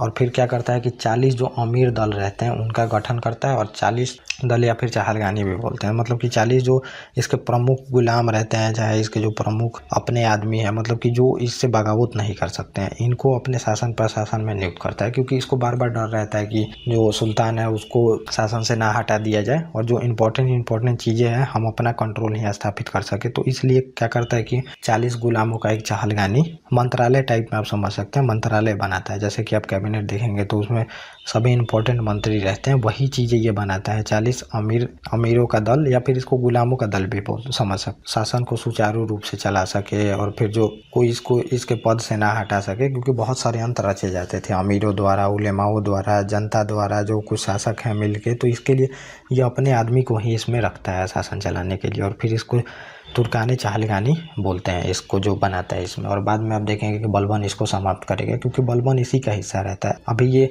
इसको बना तो देता है लेकिन धीरे धीरे यही अब किंग मेकर हो जाते हैं। जैसे कि अब किसको हटाना है, किसको बैठाना है, ये लोग तय करने लगते हैं। जो 40 ये प्रमुख सरदार रहते हैं, प्रमुख जो अमीर या फिर जो उसके गुलाम रहते हैं, यही बाद में किंग मेकिंग का काम करते हैं, किसको शासन में बैठाना है नहीं बैठाना है। और बलबन इसी का हिस्सा रहता है। और बाद में देखेंगे बलबन को पता रहता है कि ये लोग कितना डोमिनेट करते हैं, जो भी राजा रहता है, सुल्तान रहता है, फिर इसको ये आके समाप्त कर देगा बलबन। तो ये बाद में आपको मैं बताऊँ। और इसको अब मिलता है खलीफा का प्रमाण पत्र मिलता है कि अब तुम जो हो वो मतलब खिलाफत के अंदर में ही शासन करोगे। इसको सुल्तान की उपाधि मिल जाती है। समझिए बगदाद में जो खलीफा रहते हैं उनसे 1229 में इसको मिलता है खलीफा से कि तुम यहाँ पे शासन कर सकते हो। और ये वैधानिक स्वीकृति प्राप्त करने वाला यहाँ पे पहला शासक रहता है ये इल्तुतमिश जो रहता है। और फिर इसको गुंबद निर्माण का पिता कहा जाता है। भारत में फिर ये गुंबद निर्माण का रहता है। बहुत सारी जो मंदिरें रहती हैं उसी को तुड़वाओ, वहाँ पे गुंबद निर्माण का रहता है। और फिर इसको बोला जाता है कि ये इस्लामिक शैली के तहत बनी हुई है, क्योंकि अभी तक इनको इकोनॉमी पे कोई कंट्रोल ही नहीं है, ना ये लोग पैसा छपवा पाए। अब ये जो रहेगा इल्तुतमिश ये पैसा छपवाएगा। तो पहला जो ये तुर्क सुल्तान रहता है ये शुद्ध अरबी सिक्के जारी करता है, तथा इसी युग में 2 महत्वपूर्ण सिक्के भी जारी होते हैं, चांदी का टंका और तांबे के जीतल भी सिक्के। तो अब सिक्के चलाने का मतलब क्या है, समझिए सिक्के चलाने का मतलब वही होता है कि इकोनॉमी पे कंट्रोल करना। तुम्हें पता होनी चाहिए कि तुम्हारे जो भी क्षेत्र हैं उसमें कितना सिक्के हैं, कितना नोट है, कितना मतलब पैसा चल रहा है, तभी जाके आप इन्फ्लेशन कंट्रोल कर सकोगे, डिमांड सप्लाई को कंट्रोल कर सकोगे। तो आरबीआई हमेशा आप देखेंगे M1, M2, M3, M4 हमेशा जो मुद्रा होती है हमारी इकोनॉमी में कितना सर्कुलेट हो रही है उसकी हमेशा गिनती करता है। वो किस लिए करता है? गिनती इसलिए करता है कि डिमांड सप्लाई को कंट्रोल कर सके, इन्फ्लेशन को कंट्रोल कर सके। इसीलिए फिर ये अब अपना सिक्का चलवाता है और इसको पता होगा कि अब कितना सिक्का जो हमने छापा है इतना इकोनॉमी में चल रही है, उस तरह से वो इकोनॉमी को अपने कंट्रोल करेगा। तो फिर यहाँ सब धीरे धीरे इनकी इकोनॉमी बननी शुरू होती है। जब इकोनॉमी बनेगी तो फिर क्या करिएगा आप, सैनिक की व्यवस्था करिएगा। तो जो बलबन आएगा तो आप देखेंगे कि बलबन दीवाने अर्ज एक मंत्रालय बनाता है, सैनिक मंत्रालय। उसके बाद ये लोग मतलब स्टेबल सैनिक तो रहती है, ऐसा बात नहीं है सैनिक नहीं है, लेकिन अब जो सैनिक है बिल्कुल जो आज की आप सैनिक व्यवस्था देखेंगे, मंत्रालय के तहत एक सैनिक व्यवस्था शुरू करता है। और उसके बाद अलाउद्दीन खिलजी तो उसको और पीक पे ले जाता है, क्योंकि उसको मंगोलों से लड़ना रहता है, हमेशा मंगोलों से लड़ना रहता है और बहुत सारी और भी चीज़ें करनी होती है, वो मैं बताऊँगा अलाउद्दीन खिलजी का जब मैं बताऊँगा। तो ये सिक्के चलवाता है ताकि इकोनॉमी में अब अपना हाथ बैठाया जा सके इसमें। और विदेशों में चलने वाले जो भी टंका टकसाल के नाम रहते हैं वो भी लिखवाने की जो शुरुआत होती है वो इल्तुतमिश कराता है। जैसे कि आप देखेंगे कि उसमें लिखा रहता है नोट कहाँ से छपा हुआ है, ये जो चीज़ें रहती हैं ये इल्तुतमिश यहाँ पे शुरू कराता है कि कहाँ से नोट बनी है, कहाँ पे सिक्के बने हैं, ताकि पता चल सके कितना हम सिक्का निकाले हैं और ये जो हम सिक्का यहाँ से निकाले हैं इस टकसाल से, तो वो ये यहीं से है कि नहीं। क्योंकि जो अदर शासक हैं, जो शासक थे वो अभी तो क्षेत्रीय जो शासक थे वो अभी चल ही रहे थे, तो वो ना कि सिक्कों का ढलाई करके फिर उसमें मिला के इनका जो चीज़ें हैं उसको खरीद सके, इस सब के लिए ये व्यवस्था करता है। मतलब करेंसी जो है उसको मैनिपुलेट ना किया जा सके, इस वजह से ये व्यवस्था करता है। और फिर जो कुतुब मीनार रहता है इसके निर्माण को भी यही पूरा कराता है। जो कुतुब मीनार कुतुबुद्दीन ऐबक तो शुरू करा देता है, कुछ मंजिलें बनवा देता है, लेकिन पूरी तरह से वो नहीं बनवा पाता। फिर ये जो रहता है ये पूरी तरह से उस मंजिल को बनवाता है। और जो मंगोल आक्रमण रहता है उससे बचने के लिए ख्वारिज़्म जो युवराज रहते हैं इल्तुतमिश का शरण मांगता है, लेकिन फिर इल्तुतमिश उसको मना कर देता है। ये ख्वारिज़्म जो रहता है ये समझिए, थोड़ा सा मैप में दिखा दूँ आपको, ये इस इलाके में शासन करते रहता है। गजनीवी साम्राज्य तो समाप्त हो चुका है जो गौरी वंश था यहाँ पे, और क्योंकि गौरी मर ही चुका है। फिर यहाँ पे इन लोगों का शासन आता है और यहीं का शासक एक रहता है ख्वारिज़्म। जब मंगोल इधर से आक्रमण करते आ रहे हैं, इधर से जीतते आ रहे हैं इन इलाकों को, तो यहाँ पे इनको जीतना शुरू करते हैं और ये ख्वारिज़्म जो रहता है ये भाग के फिर यहाँ पे आता है इल्तुतमिश के पास कि हमें बचा लो, चाहे हमारी मदद करो। फिर यहाँ पे जैसे इसको पता चलता है कि ये तो मंगोलों के वजह से भागा है, पहले तो इनको बुला लेता है, शरण देता है, लेकिन जैसे इसको पता चलता है, इसके मतलब जो दूत रहते हैं ये बताते हैं कि इसका मंगोल पीछा कर रहे हैं, तो फिर इसको तुरंत वहाँ से बोलता है कि अब यहाँ से इसको भगाओ, यहाँ से इसको भगा दिया जाता है इस इलाकों में। इस वजह से जो मंगोल रहते हैं अभी के लिए बख्श देते हैं, मतलब दिल्ली पे आक्रमण नहीं करते हैं। अगर इसको समझिए कि इल्तुतमिश जो रहता है अगर दे देता शरण, तो मंगोल यहाँ पे दिल्ली पे आक्रमण कर देते हैं, लेकिन फिर यहाँ पे दिल्ली पे आक्रमण नहीं होती है, मतलब भारत पे आक्रमण नहीं होती, ये समझिए मंगोल यहाँ पे बख्श देते हैं इसको। और फिर इसमें होता क्या है, अब इस आगे अगला जो शासिका बनेगी वो रजिया सुल्तान बनती है। 1236 में इसकी मृत्यु हो जाती है, बीमार पड़ता है और इसकी मृत्यु हो जाती है। और इससे पहले जो इसका पुत्र रहता है रुकमुद्दीन, वो शासक बनता है। रुकमुद्दीन लेकिन अयोग्य रहता है और वो अपनी माँ जो शाह रहती है, शाह तुर्कान नाम रहता है, उसके अंडर में शासन करते रहता है। और मतलब वो अयोग्य रहता है, कुछ भी डिसीजन लेता है जैसे कि साम्राज्य को, और फिर कुछ भी मतलब करते रहता है। तो फिर करते क्या है, जो ये परेशान हो जाते हैं तुर्की अमीर जो रहते हैं, और करते क्या है कि एक बार जो रुकमुद्दीन रहता है ये गया रहता है कहीं पे विद्रोह दबाने, क्योंकि विद्रोह हो ही रहे हैं, जनता भी बात नहीं मानी, कोई उसका सुनता ही नहीं। विद्रोह दबाने जाता है, तब तक यहाँ पे क्या करते हैं जो अमीर लोग रहते हैं ये रजिया को सिंहासन पे बैठा देते हैं। और जैसे फिर वहाँ से रुकमुद्दीन आता है वहाँ पे, तो रजिया क्या करती है, इसको गिरफ्तार करती है और इसको कारावास में डाल दिया जाता है। और यही अगले जो शासिका बनती है ये रजिया सुल्तान बनती है। और इल्तुतमिश को भी मन रहता है कि रजिया ही सुल्तान बने, क्योंकि ये काफ़ी तेज तराक रहती है शासन चलाने, शुरू से ही ये घोड़े वगैरह दौड़ाना जानती है, सभी चीज़ मतलब सैनिक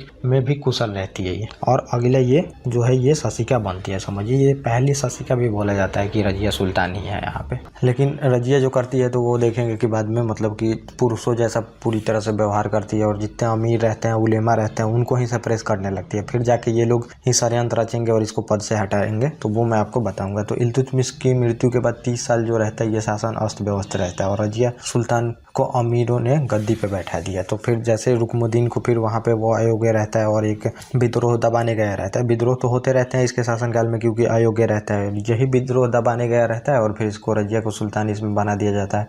और इल्तुतमिश की भी इच्छा रहती है, तो ये जैसे सुल्तान बनती है फिर वहाँ पे जैसे रुकमुद्दीन आता है तो इसको पकड़ के फिर वहाँ पे कैद में डाल दिया जाता है। और फिर बाद में यही अमीर देखेंगे कि इसको हटाना चाहेंगे, क्योंकि अब इसका प्रभाव बढ़ने लगता है, अमीरों का प्रभाव कम होने लगता है। और साथ में देखेंगे कि अमीर और उलेमाओं का भी प्रभाव कम होने लगता है। और उलेमा और जो अमीर रहते हैं वो पॉपेट शासन बनाना चाहते हैं, मतलब कि उनकी बात सुने, अयोग्य रहे, ये करना चाहते हैं। और जनता ने फिर रजिया का समर्थन किया तथा विद्रोह कर रजिया को सुल्तान बनाए। तो जनता ने भी सपोर्ट किया, और मतलब रजिया को सभी ने सपोर्ट किया, और फिर यहाँ पे ये शासिका बनती है यहाँ पे। और ये पहला मौका था जब जनता ने उत्तराधिकार के मामले में ये फैसला लिया। तो जनता का भी फैसला ये था कि रजिया सुल्तान बने और पहली ये महिला शासिका रहती है कि जो सुल्तान बनती है। और इसके भाइयों से इसको समस्या उत्पन्न होती है। फिर देखेंगे कि राजपूतों का विद्रोह होते रहता है। फिर देखेंगे कि इसके समर्थन का अभाव रहता है। और फिर रजिया जो नारी रहती है इसका भी इस पे बहुत प्रभाव पड़ता है, जिसके तहत ये फिर वहाँ पे दिल्ली सल्तनत पे शासन अच्छे से नहीं कर पाती है। और सबसे पहले रजिया जो रहती है वो विद्रोह का दमन किया और इसने पर्दा जो रहता है, देखेंगे कि मुस्लिमों में पर्दा प्रथा ये सब त्याग देती है। और यहाँ पे पुरुषों जैसा फिर ये कुबा कोट मतलब और कुला जो टोपी होता है ये पहन के राज दरबार में आने लगी। इसी सबसे चिढ़ जाते हैं जो अमीर और उलेमा रहते हैं कि मतलब ये मुस्लिमों के अधिकार का हनन रहता है। यही घुड़सवारी करती है बचपन से ही, मतलब ये सब सीखी रहती है, घुड़सवारी, तीर चलाना, पुरुषों जैसा फिर युद्ध करना, सभी टैक्टिक्स इसको आते रहता है। और इसी सब के वजह से देखेंगे कि जितने भी रहते हैं ये अमीर ये लोग चिढ़ जाते हैं और उलेमा लोग। और इसने इक्ता और अक्ता जो रहता है इसमें फेर बदल करती है और उसने एक दास रहता है उसको अमीरे आखुर बना देती है ये। और फिर इसी का ये विद्रोह करके एक अल्तुनिया रहता है और अल्तुनिया विद्रोह कर देता है। और फिर अमीर वर्ग ने भी इसका साथ दिया था, जो अल्तुनिया विद्रोह करता है तो अमीर वर्ग तो हटाना ही चाहते हैं। और ये फिर विद्रोह से निपटने के लिए करती क्या है कि अल्तुनिया से ही शादी कर लेती है। तो अल्तुनिया मतलब एक इक़्तिदार रहता है, समझिए इक़्तिदार रहता है। और फिर मतलब इक़्तिदार उसको बना दिया जाता है, बनना चाहिए था इसको लेकिन फिर इसको नहीं बनाया जाता है, जो अल्तुनिया रहता है इक़्तिदार। इस वजह से ये खफा हो जाता है और खफा होकर विद्रोह करने लगता है। और जब विद्रोह करता है इनके खिलाफ और ये काफ़ी प्रभावी रहता है अपने क्षेत्र में। और यही प्रभाव के कारण इसको अमीर भी सपोर्ट करते हैं और उलेमा भी सपोर्ट करते हैं कि तुम जो रजिया का शासन है उसको उखाड़ फेंको, ये चाहते हैं अमीर और उलेमा। लेकिन फिर रजिया क्या चाल चलती है यहाँ पे, इससे शादी ही कर लेती है। और शादी कर लेती है तो फिर यहाँ पे ये दोनों मिलके सोचते हैं कि अब जो दिल्ली है उस पर राज किया जाए। उससे पहले इनको रजिया को भी हटा दिया जाता है, कुछ दिन बाद देखते हैं रजिया को हटा दिया जाता है। और फिर ये चाहती हैं कि दिल्ली पे फिर से कब्जा किया जाए, लेकिन ये लोग सफल नहीं होते हैं। और इक़्तिदारी व्यवस्था जो इल्तुतमिश ने शुरू किया था, मैंने आपको बताया इल्तुतमिश शुरू करता है इक़्तिदारी व्यवस्था। तो इक़्तिदारी व्यवस्था मैं आगे भी आपको बहुत ही अच्छे से डिफाइन करूँगा। जब हम प्रशासनिक व्यवस्था देखेंगे तो उसमें इक़्तिदारी व्यवस्था बहुत ही आपको हेल्प करेगी। वहाँ पे हमें देखना पड़ेगा इक़्तिदार के बारे में और वहाँ पे हम मनसबदार से भी इसको कंपेयर करेंगे, तो यही होता है। और फिर जब ये ऐसा माना जाता है कि रजिया जो रहती है वापस राजधानी जा रही थी, तब रास्ते में डाकुओं द्वारा इसकी हत्या करा दी जाती है। तो कुछ चाल चलते हैं अमीर लोग और फिर जो उलेमा रहते हैं वो चाल चल के फिर इसकी हत्या करा देते हैं, क्योंकि इनको रास नहीं आता है उसका शासन। अब रजिया एक अच्छी शासक थी, लेकिन यहाँ पे देखिएगा उसके हारने का कारण वही था कि जो महिला थी और उसके बाद देखेंगे सभी षड्यंत्र करते हैं। तो उलेमा और जो अमीर लोग रहते हैं उसके षड्यंत्र के कारण आप देखेंगे कि इस वजह से वो मतलब शासक नहीं कर पाती है और अच्छी शासिका भी नहीं बन पाती है। यहाँ पे आप महिलाओं से भेदभाव देख सकते हैं यहाँ पे। और फिर होता है क्या है, रजिया के बाद कि 1940 में मोइनुद्दीन बहराम शाह रहता है, ये शासक बनता है और अमीरों ने फिर इसको 2 साल बाद इसकी भी हत्या कर देते हैं। जो ये मोइनुद्दीन बहराम शाह रहता है इसकी हत्या फिर अमीर करा देते हैं। तो अमीर आप देख रहे हैं बहुत सारे लोगों की हत्या करा रहे हैं यहाँ पे, इसकी भी हत्या हो जाती है। और फिर यहाँ पे आप देखेंगे जो इल्तुतमिश का राज रहेगा ये पूरी तरह से तहस नहस हो गया रहता है, शासन अस्त व्यवस्था पूरी तरह से फैला रहता है, अयोग्य उत्तराधिकारी हो रहे हैं यहाँ पे, कोई भी उत्तराधिकारी योग्य नहीं हो रहा है यहाँ पे। और यहाँ पे फिर आप देखेंगे कि जो अलाउद्दीन महमूद भी शासन बनता है कुछ दिनों के लिए। और इसी के शासनकाल में अलाउद्दीन जो महमूद शाह रहता है, इसी के शासनकाल में आप देखेंगे कि जो ये बलबन रहता है, इसी के शासनकाल में इसका पावर बढ़ते जाता है। और पावर बढ़ते बढ़ते फिर ये देखेंगे कि बाद में ये शासक बनेगा। अलाउद्दीन मोहम्मद के शासनकाल में पहले तो ये करेगा कि बलबन जो रहता है अपनी पुत्री का शादी कर देता है, इससे पुत्री की शादी कर देता है और बाद में स्वयं सुल्तान बन जाता है। जैसे इसकी मृत्यु होती है फिर उल्लू खां की उपाधि से ये शासक बन जाता है। तो यहाँ पे बलबन मतलब बहुत दिनों से मतलब साथ में आते रह रहा था, इल्तुतमिश के साथ ही वो लड़ाइयों में बहुत सारी भाग ले चुका है। और बलबन की यहाँ पे उम्र देखिएगा तो लगभग 65 वर्ष उम्र हो गई रहती है बलबन की यहाँ पे, तब जाके वो सुल्तान बनता है यहाँ पे। और ये गयासुद्दीन बलबन जो रहता है इसका 1266 से लेकर 1286 तक आप शासनकाल देखेंगे। और ये उल्लू खां की उपाधि से फिर यहाँ पे गद्दी पे बैठता है जो बलबन रहता है। और जो नसरुद्दीन मोहम्मद रहेगा तो ये मतलब बहुत सिंपल शासक रहता है। यहाँ ये आप देखेंगे टोपी सी के अपना जीवन निर्वाह करते रहता है। और जो बलबन रहता है, बलबन को उल्लू खां की उपाधि यही दिया रहता है। और 1265 में इसकी भी मृत्यु हो जाती है और फिर यहाँ पे बलबन शासक बन जाता है। और फिर बलबन क्या करता है वो हमें देखना पड़ेगा, क्योंकि बलबन यहाँ पे गुलाम वंश का बहुत ही प्रभावशाली शासक है, तो इसके बारे में आपको जानना चाहिए। मंगोलों ने पकड़कर गुलाम के रूप में बेच दिया था। तो पहले इसको मंगोल पकड़े थे, बाद में मंगोल पकड़े थे तो फिर यहाँ पे धीरे धीरे ये यहाँ पे आता है और दूरदर्शिता और योग्यता के कारण इल्तुतमिश जो रहता है इसको 40 दल में शामिल करता है। तो इल्तुतमिश इसको ले आता है मंगोलों के यहाँ से और मतलब योग्य तो रहता ही है और इसकी योग्यता के वजह से ही फिर ये जो 40 गुलाम का दल बना है उसमें इसको रखा जाता है और इसका काल सुदृढ़ीकरण का काल माना जाता है। अभी भी दिल्ली जो सल्तनत है वो स्टेबल नहीं हुआ है। आप देख रहे हैं कि कितने सारे शासकों को अमीर और जो उलेमा वर्ग हैं वो मरवा दे रहे हैं, किसी को पद से उतरवाना है उतरवा दे रहे हैं, मतलब आराम से जो भी चीज़ें हैं वो करवा दे रहे हैं। और फिर ये अब सुदृढ़ीकरण का काम करेगा और यहाँ पे ये सैनिक को भी स्टेबल करेगा और जितने भी विद्रोह हुए हैं उनको अब कठोरता से दबाएगा। अब मतलब दिखाएगा कि सुल्तान का पद सबसे ऊपर होता है। इसके लिए बहुत सारी चीज़ें करता है वो मैं आपको बताऊँगा। और फिर ये यहाँ पे करता है कि सिजदा यानी कि दंडवत होना और कदम चूमने जैसे नियमों को लागू करता है। तो अब ये क्या करेगा, मतलब कि सुल्तान का पद सबसे ऊपर बनाना है। तो फिर इसके लिए करता है सीधा, मतलब कि सर को झुकाना है जब भी सुल्तान मिलेगा, मतलब सुल्तान के आगे। आज भी आप देखेंगे कि सर को झुका के कितने लोग सलाम करते हैं मुस्लिम प्रथा में आप देखेंगे। और जो पावोस प्रथा शुरू करता है तो पाँव को चूमने का, मतलब जब भी सुल्तान मिलेगा उसको उसके पाँव को चूमना है। और बलबन ने 40 दल की समाप्ति कर दी और अमीरों के शक्तियों को कुचलने के लिए फिर छोटे छोटे अपराधों पर बहुत बड़े बड़े दंड देता है। तो अब करता क्या है कि ये जो सिजदा और पाउस की प्रथा शुरू करता है, मतलब पाँव को चूमना और जब भी सुल्तान मिले तो सर झुका के उसको सलाम करना, ये प्रथा शुरू करता है। मतलब शुरू करता है, इससे क्या होगा कि अब सुल्तान का गरिमा बढ़ेगा। अब सुल्तान के आगे कोई भी सर उठा कर नहीं रह सकता, क्योंकि अब सुल्तान को सबसे ऊपर मानिएगा तो वहाँ पे मरवाने का मतलब कि उसकी मृत्यु का चाल लोग कम ही सोचेगा। और फिर क्या करता है, जिले ये जो 40 दल इल्तुतमिश बनाता है तुर्कानी चहलगानी, उसको समाप्त कर देता है, क्योंकि इसको पता चल गया रहता है कि ये लोग मतलब किंग मेकिंग में काम कर रहे हैं, क्योंकि इसका सदस्य ये पहले रह चुका होता है और इसको पता रहता है कि कैसे कैसे ये लोग षड्यंत्र रचते हैं और फिर जो सुल्तान रहता है उसकी मृत्यु करा देते हैं। तो इसको ये पद ही को समाप्त कर देता है तुर्कानी चहलगानी के। और जो छोटे छोटे अपराध रहते हैं उनके लिए कठोर सजा देता है। मतलब आप चोरी किए हैं तो मरवा देना वहाँ पे, मतलब डर फैलाता है। और डर फैलाता है मतलब ये भी समझिए कि जब छोटे छोटे सजाओं के लिए आप कठोर दंड देंगे तो आपसे पब्लिक जुड़ती है वहाँ पे, और पब्लिक का सपोर्ट बहुत ही जरूरी होता है। बिना पब्लिक के सपोर्ट के आप इकोनॉमी जो सिस्टम होती है उस पर अपना हाथ नहीं बैठा सकते हैं, टैक्स वगैरह आने में दिक्कत होगी। तो अब छोटे छोटे सजाओ देंगे, जैसे कि आप हैदराबाद चाहे आप देखेंगे कि यूपी में जो हैदराबाद में रेप कांड हुआ था तो वहाँ पे पुलिस से मरवा दिया जाता है। तो वहाँ पे ये एक सेंटिमेंट क्रिएट किया जाता है पब्लिक के लिए कि मतलब हमारे शासन के अंदर में बहुत ही स्ट्रिक्ट हैं हम और हम लोग ये बर्दाश्त नहीं करेंगे। तो उससे पब्लिक बहुत गवर्नमेंट की बड़ाई करती है। चाहे आप देखेंगे कि यूपी में हुआ था तो विकास दुबे वाला केस देख सकते हैं, उसमें गाड़ी पलटने का। तो इन सब से पब्लिकों को क्या पता चलता है कि मतलब बहुत ही स्ट्रिक्ट गवर्नमेंट है, कानून का शासन है। इन सब से पब्लिक सपोर्ट करती है। लेकिन फिर ये सब कोर्ट और जो वकील, मतलब ये सब सिस्टम का काम ही क्या है, जब आप ही सजा देने लगे तो वो सिस्टम है, तो वो पॉलिटी का पार्ट है। और यहाँ पे हमें ज़्यादा पॉलिटिकल बात भी नहीं करनी है, तो वो रहता है। और फिर ज़्यादा जब दंड दीजिएगा आप छोटे छोटे चीज़ों में बड़ा दंड दीजिएगा तो वहाँ पे फिर पब्लिक जो रहती है वो शासक से जुड़ती है। और ये शासक का मतलब एक स्ट्रेटेजी होता है पब्लिक को अपने तरफ करने के लिए, वो आप बहुत जगह देखेंगे भी। तो ये करता है यहाँ पे। और फिर अगला जो करता है इसी बात का मतलब समर्थन किया, और राजा का जो पद रहता है वो देवीय बना देता है। जिले इलाही की उपाधि धारण करता है, जिसका अर्थ होता है कि ईश्वर की छाया। तो अब जो सुल्तान का पद है इसको फिर अल्लाह से जोड़ देता है। जिले अल्लाह, मतलब ईश्वर का प्रतिनिधित्व हूँ मैं, और ईश्वर का प्रतिनिधित्व हूँ तो समझिए कि अब मुझे मारना मतलब समझिए कि अल्लाह को मारना है, ये कर देता है। और ये यहीं पे नहीं रहता है, ये पद इसलिए भी देवीय बनाया जाता है क्योंकि आप देख रहे हैं कि कितने सुल्तान को मार दिया गया है। और ये जैसा मैंने बताया यहीं नहीं रहता है, जापान, चीन में। तो चीन में तो आप देखेंगे कि कुछ सालों तक 100-200 सालों तक जो राजा रहता है उसको देखा ही नहीं जाता है, वहाँ पे भी मारवा दिया जाता है राजा को। तो राजा को तो आप यहाँ तो देख सकते हैं, वहाँ देख भी नहीं सकते, बिल्कुल भगवान के पद से जोड़ दिया जाता है ताकि जो पब्लिक है वो मरवा ना सके, जो अमीर है वो मरवा ना सके। तो फिर पद को देवीय कर देता है और नियावते खुदाई की भी पदवी धारण करता है। नियातवे खुदाई मतलब होता है कि ईश्वर का ही प्रतिनिधित्व हूँ मैं। और इसने दीवाने आरिज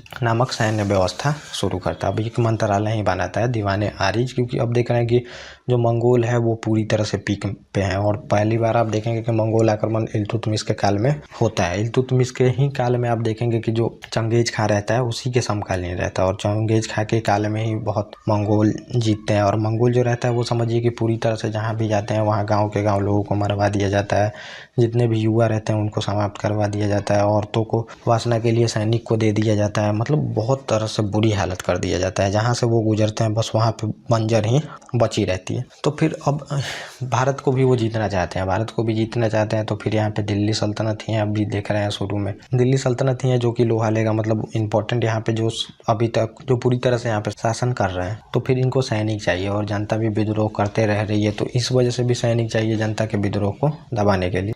तो ये एक सैन्य मंत्रालय बनाता है, सैन्य मंत्रालय बनाता तो है लेकिन ज़्यादा कुछ नहीं कर पाता है। इसको एक्सटेंड करेगा देखेंगे कि अलाउद्दीन खिलजी, तो वो मैं बताऊंगा आगे आपको। और फिर यहाँ पे करता है कि एक गुप्तचर विभाग बनाता है बरीदे मुमालिक, और गुप्तचर अधिकारी को बरीद कहा जाता है। तो गुप्तचर विभाग भी बनाता है क्योंकि आपको जब ग्राउंड लेवल पे चीज़ें पता ही नहीं है, कितने लोग विद्रोह कर रहे हैं, क्यों विद्रोह कर रहे हैं, फिर जो अगल बगल के शासक है वो चाहते क्या है, मंगोल क्या चाहते हैं, तो इस वजह से ये एक दीवाने मुमालिक मंत्रालय समझिए संगठन बना देता है और फिर इससे ये सब चीज़ें पता चलती हैं। और बलबन ने न्याय व्यवस्था को कठोर किया और गैर पक्षतापूर्ण किया। तो गैर पक्षतापूर्ण किया मतलब कि एक तो कठोर कर देता है, जैसा मैंने बताया कि शासक को अगर फेमस होना है तो वहाँ पे न्याय देनी पड़ती है, इस तरह की न्याय, तो ये चीज़ें कर देता है ताकि जो मतलब शासक है लोग जुड़ सके, जुड़ेंगे तभी जाके वहाँ पे इकोनॉमी में मतलब कि बूस्ट आएगा, पैसा आएगा, लोग टैक्स देंगे, जब तक जुड़ेंगे नहीं। तो ये चीज़ें करता है और पक्षपात नहीं करिएगा तो और लोग जुड़ेंगे। जैसे कि मान लीजिए आज बीजेपी है, तो बीजेपी है अगर वो करप्शन के चारों तरफ रेड मरवा रही है,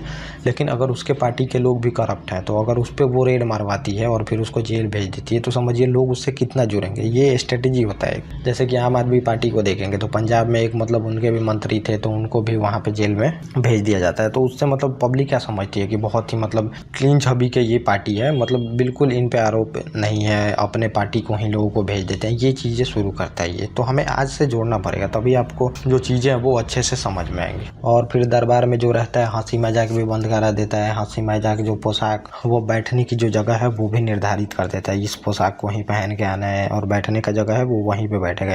ऐसा नहीं है कि अपने में हंसी मजाक चल रहा है कोई कहीं पे बैठा है, ये सब चीज़ें बिल्कुल नियम बना देता है इनके। और ऊंच जो पद रहता है उस पे फिर तुर्कियों को वरीयता देता है, क्योंकि तुर्कियों को वरीयता नहीं देंगे, मतलब जो भी पद है उस पे, तो फिर सपोर्ट कौन करेगा, हिंदू तो यहाँ के सपोर्ट करेंगे नहीं। और मंगोल आक्रमण होते रहते हैं और मंगोल के आक्रमण की वजह से आप देखेंगे कि ये फिर वहाँ पे उत्तर पश्चिम जो सीमा रहता है वहाँ पे दुर्ग का निर्माण कराता है। मतलब दुर्ग मतलब समझिए चौकियों का निर्माण कराता है, बड़े बड़े जो चौकी रहते हैं उनको व्यवस्था करता है ताकि वो लोग रोक सकें। और इसने मतलब रॉक और लॉ की नीति अपनाता है। तो समझिए दिल्ली और जो ये मेवाड़ के आसपास वाले इलाके रहते हैं, यहाँ पे बहुत सारे लुटेरे रहते हैं जो कि व्यापारी जब भी आते जाते रहते हैं उनको लूट लेते हैं। इन्हीं को मतलब सेपरेस करता है और इनको पकड़ के फिर यहाँ पे जब मरवाता है सैनिकों द्वारा, तो फिर इसको रक्त और लौह की नीति बोला जाता है। यहाँ पे उनको मरवाया जाता है, बहुत कठोरता से उनको दंड दिया जाता है वहाँ पे। और दूसरी बात है कि ये साम्राज्य विस्तार तो नहीं करता है उतना, लेकिन जो सैनिक की एक्टिविटी है और उसको हमेशा मतलब एक्टिव रहने के लिए सैनिक जो रहते हैं वो हमेशा शिकार के लिए सैनिकों को ले जाता है। तो ये सब चीज़ें ये करता है, मतलब जिससे सैनिक हमेशा एक्टिव रह सके। तो देखेंगे जो तुर्क जनजाति रहती है तो पहले ये रेड मारती है, शिकार वगैरह करके ही ये लोग अपना जीवन निर्वाह करते हैं। तो ये शिकार वाला जो भी प्रथा रहता है इनको कंटिन्यू रखता है ताकि जो सैनिक है वो हमेशा एक्टिव रहे। और इसी के दरबार में जो फारसी के कवि रहते हैं वो अब देखेंगे कि अमीर खुसरो इसी के दरबार में रहते हैं और अमीर हसन भी रहते हैं इसके दरबार में। और फिर इसकी जो मृत्यु रहती है देखेंगे कि अल्प वयस्क रहता है, इसका जो मृत्यु हो जाती है और इसका जो अल्प वयस्क पुत्र रहता है कैकुबाद को सुल्तान बनाया जाता है। कैमूर्स भी बोला जाता है, शमसुद्दीन कैमूर्स, उसको सुल्तान बनाया जाता है और कुछ समय बाद इसकी भी हत्या कर दी जाती है। और हत्या कौन करता है, जलालुद्दीन खिलजी। और जलालुद्दीन खिलजी हत्या करके फिर यहाँ पे देखेंगे कि अब यहाँ पे खिलजी वंश की स्थापना करता है। तो अगले वीडियो में हम देखेंगे खिलजी वंश के बारे में। तो ये हमारा यहाँ पे राजपूतों के पतन के बारे में देख लिया और गुलाम वंश हमने यहाँ पे कंप्लीट कर लिया। फिर यहाँ पे अब आएगा जो ये खिलजी वंश, और खिलजी वंश के मैं बारे में वहाँ पे बताऊंगा कि कैसे कैसे जलालुद्दीन खिलजी इसके बेटे की हत्या करके फिर वहाँ पे शासक बनता है। और ये इक़्तिदार ही समझिए एक रहता है, प्रांतपति रहता है और फिर यहाँ पे ये सल्तनत जो काल चलती है इस पे खिलजी वंश की स्थापना होती है। तो ये मैं आपको अगले वीडियो में बताऊँगा और ऐसे ही सीक्वेंस चलेगा और जल्दी जल्दी पूरी चीज़ें कम्प्लीट हो जाएंगी जो दिल्ली सल्तनत है। और उसके बाद हम फिर जो भक्ति सूफी मूवमेंट है उससे पहले हम देखेंगे जो विजयनगर और बहमनी साम्राज्य है, और उसके बाद भक्ति सूफी मूवमेंट, जितने भी रीजनल किंगडम है, गुजरात, मेवाड़, मालवा, बंगाल, ये सब देख लेंगे। और फिर उसके बाद हम मुगल सल्तनत की शुरुआत करेंगे और उसके बाद हम देख लेंगे जो मराठा है और सिख साम्राज्य को समाप्त करके फिर मॉडर्न इंडिया हिस्ट्री में बाकी चीज़ें चली रही हैं, वहाँ पे मैं आपको बताऊंगा। तो कृपया आप लोग सीक्वेंस में देखते हैं और जो कम्युनिटी सेक्शन पे क्वेश्चन डाला जाता है कृपया आप लोग उसको भी करने का कोशिश करें, वो बहुत ही इंपॉर्टेंट है आपके लिए। Okay guys, thank you. और अब हम मिलेंगे अपने नेक्स्ट लेक्चर।